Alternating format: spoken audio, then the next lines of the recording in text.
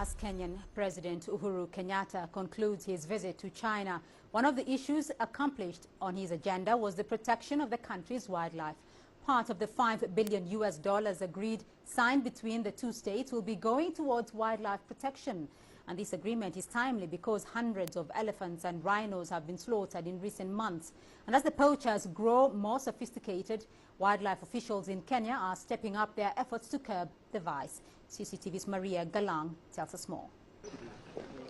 Nairobi National Park, a haven for wildlife just 7 kilometers from the center of Kenya's capital, and one of the best protected conservation sites in Africa. Yet earlier this month, poachers masquerading as tourists calmly drove in here and found their target, a white rhino. They shot it dead before carving out its horn and then drove out again undetected. It's the first such killing in the park in 6 years, and it's shocked officials here. But it's put the spotlight on a growing menace in Kenya. So far this year, 200 elephants across Kenya have been killed for their ivory and 35 rhino for their horns. The national park killing has prompted Kenya Wildlife Service to review its anti-poaching strategies.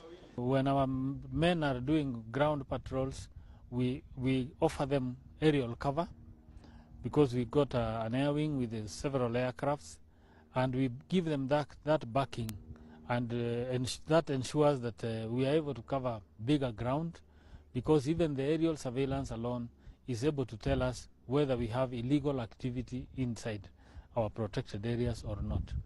The KWS is also using tracking devices. For rhinos and elephants, we have been using radio transmitters on them. For elephants, we have collars.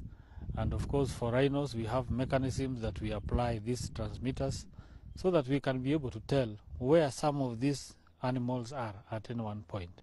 But the rangers face a very cunning, often murderous opponent. Previously, many poachers would cross from Somalia on foot and hunt in Tsavo East and Meru national parks. Recently, they've begun using 4x4 vehicles, motorcycles and high-caliber weapons. Many have an army background. We are strengthening our rules and our laws against poaching, because this is another area that hadn't really been looked at. So we're increasing the fines, jail sentences for people caught poaching. President Uhuru Kenyatta has identified poaching as one of the biggest challenges facing Kenya.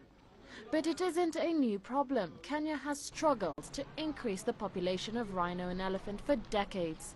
In 1970, the population of elephants in Kenya stood at around 165,000. Now, this number dropped significantly in 1989 to 16,000 elephants.